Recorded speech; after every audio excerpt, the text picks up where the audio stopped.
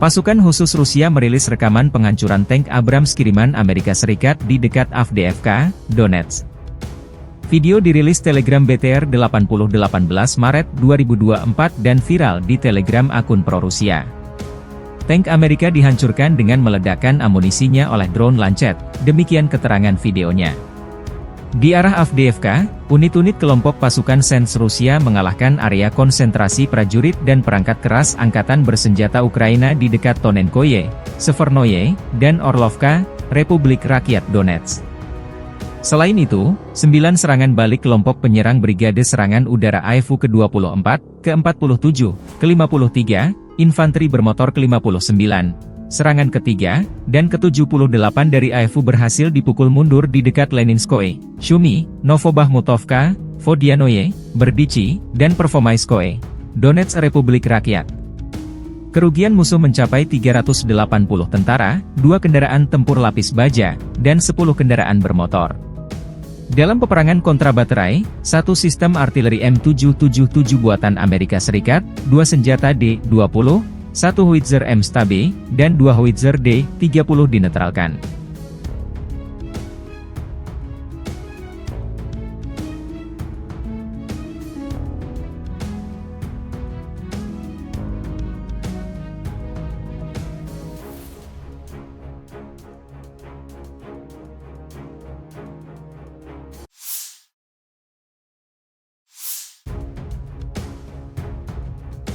Angkatan Bersenjata Ukraina 18 Maret, mencatat 72 kontak senjata terjadi dalam 24 jam terakhir.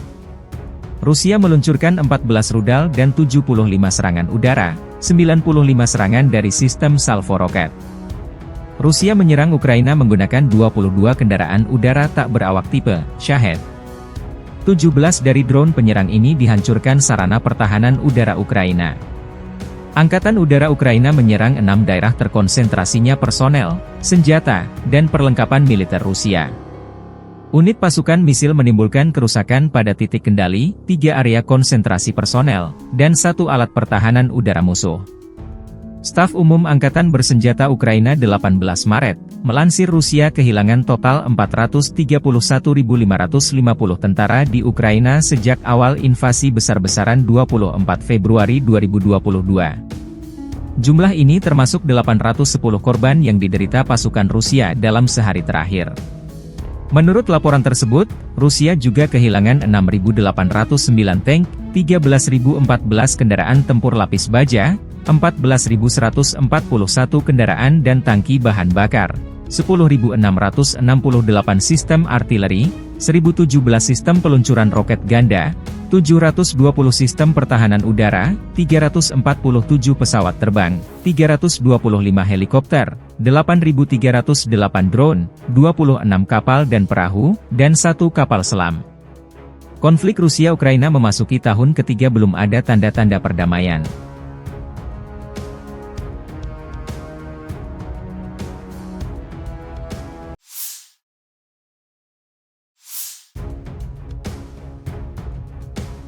Sejumlah kendaraan tempur kiriman NATO ke Ukraina sia-sia.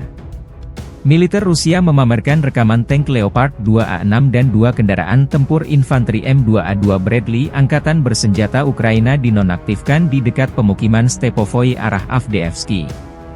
Kendaraan tempur ini disita militer Rusia dan diangkut ke untuk diteliti lebih detail. Video dirilis 18 Maret 2024. Di arah Avdiivka, kontak senjata intens terjadi 2 kubu dalam beberapa pekan terakhir.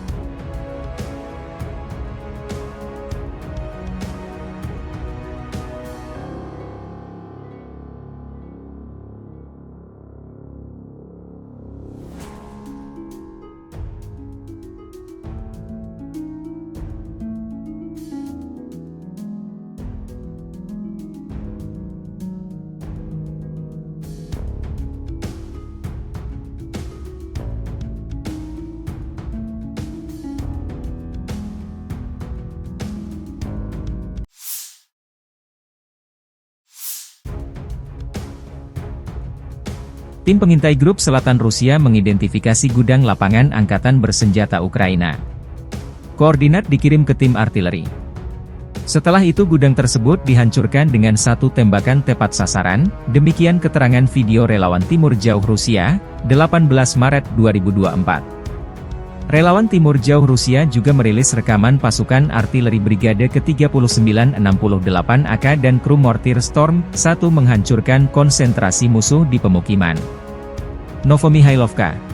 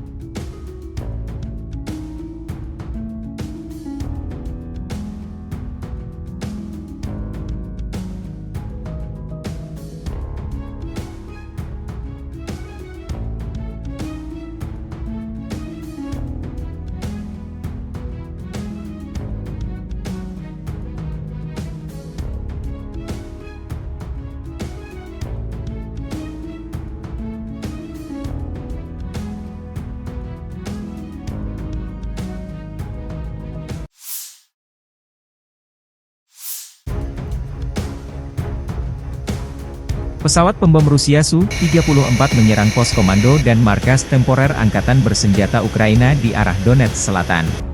Serangan dilakukan menggunakan bom udara terarah Eva B-500 dengan modul perencanaan dan koreksi universal. Setelah mendapat informasi mengenai hancurnya sasaran, pesawat kembali ke lapangan terbang keberangkatan, demikian keterangan video Kementerian Pertahanan Rusia, 18 Maret 2024.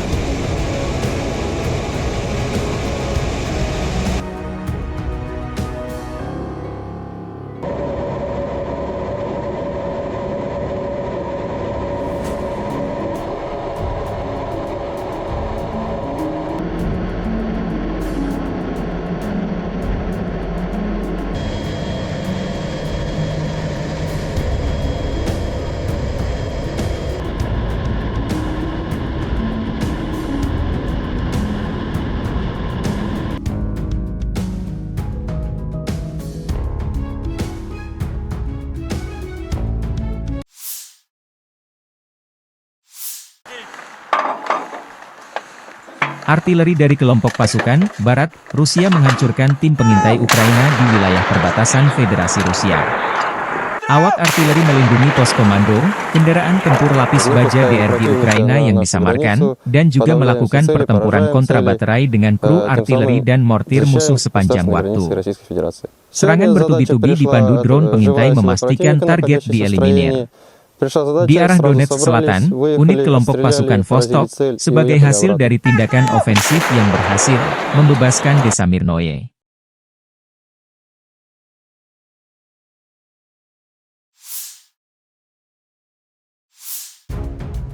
Militer Rusia merilis rekaman detik-detik menembak jatuh helikopter Angkatan Udara Ukraina.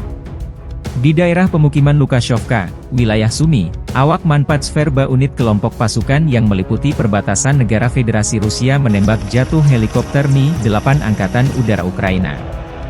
Dari rutenya, heli ini terbang masuk arah pemukiman Kozinki, wilayah Belgorod.